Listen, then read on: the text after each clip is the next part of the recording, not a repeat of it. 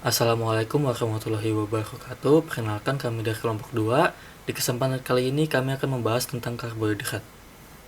Pertama, saya akan mengenalkan anggota kelompok kami. Yang pertama yaitu Adelia, Aflah, Anggita, Bayu, Kalista, Maya, dan saya sendiri Nathan. Nama saya Maya Ramalarasati. Di sini saya akan menjelaskan tentang pengertian karbohidrat.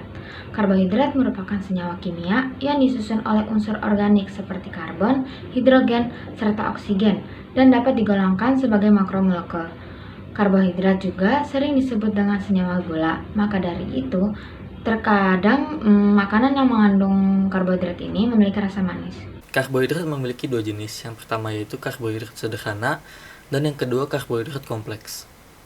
Selanjutnya ada sifat karbohidrat. Sifat karbohidrat dibagi menjadi 3 yaitu monosakarida, disakarida, dan polisakarida. Monosakarida itu wujudnya padat pada suhu ruangan dan berwarna putih. Umumnya juga memiliki rasa yang manis, bersifat mudah larut di dalam air, dapat mereduksi rejim filling dan jika difermentasi menggunakan ragi akan menghasilkan alkohol.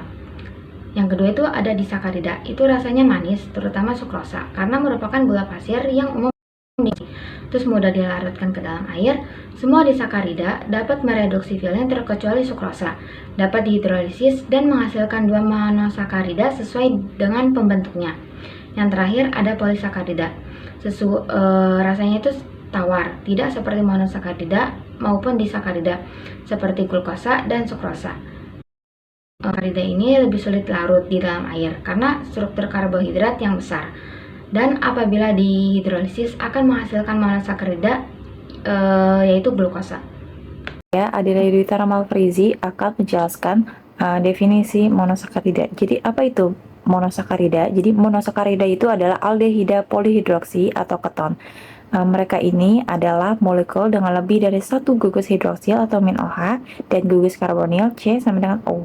Jadi baik pada atom karbon terminal aldosa atau atom karbon kedua ketosa. Jadi gugus karbonil ini bergabung dalam larutan air dengan satu gugus hidroksil membentuk senyawa siklik hemiasetal atau hemiketal. Selanjutnya ada jenis monosakarida. Monosakarida memiliki 2 klasifikasi luas berdasarkan kelompok fungsional yang ada di dalamnya. Jadi, jika mereka mengandung gugus aldehida, mereka dikenal sebagai aldosa. Dan jika mereka mengandung gugus keto, kita menyebutnya ketosa. Monosakarida diklasifikasikan dengan jumlah atom karbon dalam molekul. Triosa memiliki 3, tetrosa 4, pentosa 5, heksosa 6, dan heptosa 7. Jadi selanjutnya itu ada struktur monosakarida. Jadi rumus kimia ini kan dimiliki sebagian besar oleh monosakarida kan, yaitu CH2O, di mana umumnya ini kan X ini kan lebih dari 3. Jadi molekul ini selalu dibentuk oleh 3 unsur, yaitu karbon, hidrogen, dan oksigen. Jadi molekul monosakarida ini kan sangat kecil, terus ukurannya juga kompak. Inilah alasan kenapa kita menyebutnya sebagai gula sederhana. Selanjutnya ada ciri umum pada monosakarida. Yang pertama, zat padat berwarna putih. Yang kedua, membentuk sebuah kristal padat dan bisa larut di air, tidak larut dalam pelarut nonpolar. Yang ketiga, sukar larut dalam pelarut organik, tetapi larut dalam air, kecuali beberapa sakarida. Yang keempat, perbedaan struktur menyebabkan sifat spesifik. Yang kelima, sebagian besar karbohidrat dengan berat molekul yang rendah. Yang keenam, tidak berwarna dan berasa manis. Selanjutnya ada fungsi monosakarida. Yang pertama itu reaksi dengan asam basa. Yang kedua gula pereduksi. Terus yang ketiga juga pembentukan glikosida. Lalu yang keempat pembentukan ester. Dan yang kelima phenitosazon dan osazon. Selanjutnya ada contoh monosakarida. Yaitu yang pertama ada glukosa, fruktosa, galaktosa, dan hidroksiaseton. Assalamualaikum warahmatullahi wabarakatuh. Jadi di sini saya akan menjelaskan struktur disakarida. Disakarida atau biasa merupakan senyawa karbohidrat yang berbentuk ketika dua monosakarida mengalami reaksi kondensasi yang melibatkan terlepasnya suatu molekul kecil seperti air dari bagian gugus fungsi saja seperti monosakarida. Disakarida membentuk larutan dalam air. 3 senyawa disakarida paling umum adalah sukrosa, laktosa, dan maltosa. Lanjut, ada jenis-jenis disakarida. Yang pertama ada disakarida pereduksi. Disakarida yang gula prereduksinya memiliki unit hemiasetal bebas sehingga berfungsi sebagai gugus aldehida pereduksi. Contohnya adalah laktosa, maltosa, dan selobiosa. Yang kedua ada disakarida non pereduksi, adalah agen pereduksi karena tidak memiliki unit hemiacetal bebas dalam molekula. Contohnya sukrosa dan trehalose. Yang selanjutnya ada struktur disakarida. Pada hidrolisis, disakarida bisa menghasilkan dua molekul monosakarida yang sama atau berbeda. Dua unit monosakarida akan bergabung dengan ikatan oksidasi yang dibentuk oleh hilangnya molekul air. Hubungan ini disebut hubungan glikosidik. Rumus kimia disakarida itu C12H22O11. Selanjutnya ada sifat disakarida, mempunyai rasa manis, larut dalam air, terhidrolisis menjadi dua monosakarida sejenis ataupun berlainan jenis. Ada yang bersifat sebagai gula pereduksi dan ada yang bukan merupakan gula pereduksi. Contoh disakarida adalah laktosa, sukrosa, dan maltosa. Oke, selanjutnya di sini saya akan menjelaskan tentang struktur polisakarida. Polisakarida adalah karbohidrat yang memiliki polimer yang panjang dan tersusun dari ratusan hingga ribuan monosakarida. Polisakarida tersusun hanya dari atom karbon, hidrogen, dan oksigen. Contoh polisakarida adalah pati, glikogen, agarosa, dan selulosa. Beberapa polisakarida kompleks dapat juga memiliki atom tambahan misalnya seperti nitrogen, pektin, kitin, lignin. Selanjutnya di sini ada jenis polisakarida. Yang pertama, polisakarida memiliki ukuran molekul yang besar sehingga mudah sekali ditemukan variasi-variasi di dalamnya. Variasi ini sering dapat dilihat perbedaannya melalui sifat-sifat fisiknya. Menurut strukturnya, dikenal polisakarida lurus dan bercabang. Makin banyak cabang yang dimiliki suatu molekul membuat polisakarida tersebut cenderung lengket. Menurut fungsinya, polisakarida pada tumbuhan umumnya dibedakan menjadi polisakarida cadangan dan polisakarida penyusun. Polisakarida cadangan berfungsi sebagai cadangan pemasok energi dalam bentuk gula yang dibutuhkan sel melalui hidrolisis enzimatik. Polisakarida penyusun adalah bahan penyusun sel atau jaringan. Polisakarida penyusun biasanya sukar diurai secara biologis dan memerlukan asam kuat untuk memecah ikatan molekulnya. Sebaliknya, polisakarida cadangan mudah diurai secara biologis. Selanjutnya di sini ada struktur polisakarida. Yang pertama, amilosa, rantai lurus glukosa dengan ikatan alfa 1-4. Yang kedua ada amilopektin, yaitu rantai glukosa utama dengan cabang ikatan alfa 1-6. Yang ketiga ada glikogen yang mirip amilopektin tetapi lebih bercabang. Yang keempat ada selulosa, rantai lurus glukosa dengan ikatan beta 1-4. Yang kelima ada kitin mirip selulosa. 6 ada peptidoglikan, rantai cilang polisakarida dan peptida dengan ikatan beta 1-4. Selanjutnya di sini ada ciri-ciri umumnya. Yang pertama, polisakarida adalah pada Armov yang tidak berwarna dan tidak berasa. Polisakarida adalah jenis karbohidrat yang berbentuk dari 3 monosakarida atau lebih. Yang ketiga ada polisakarida tidak terasa manis dan tidak larut dalam air karena molekulnya yang sangat besar.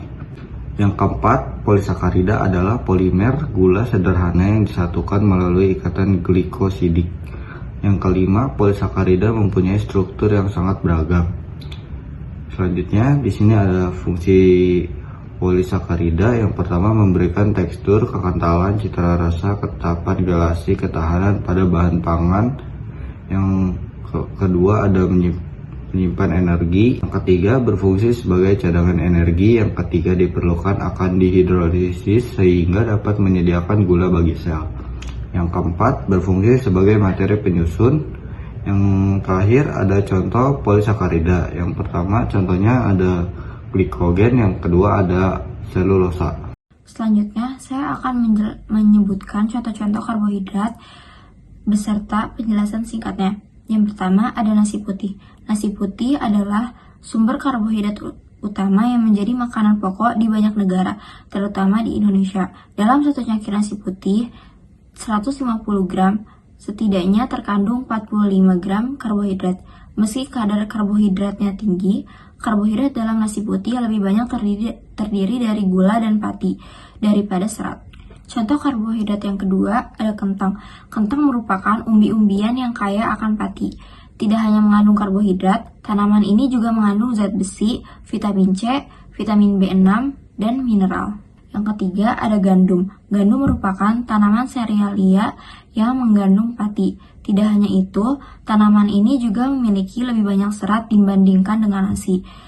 Walaupun gandum sumber karbohidrat yang sehat, tetapi usahakan untuk tidak memilih gandum instan karena di kandungan gandum instan terdapat lebih banyak gula dibandingkan gandum biasa.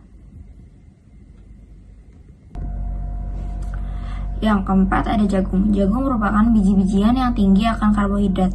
Dengan begitu, makan jagung membuat kenyang, namun kadar gula darah tidak akan meningkat. Hal tersebut membuat jagung menjadi sumber karbohidrat yang sehat. Tingkat antioksidan dalam jagung juga sangat tinggi, hampir 2 kali lipat dari buah apel.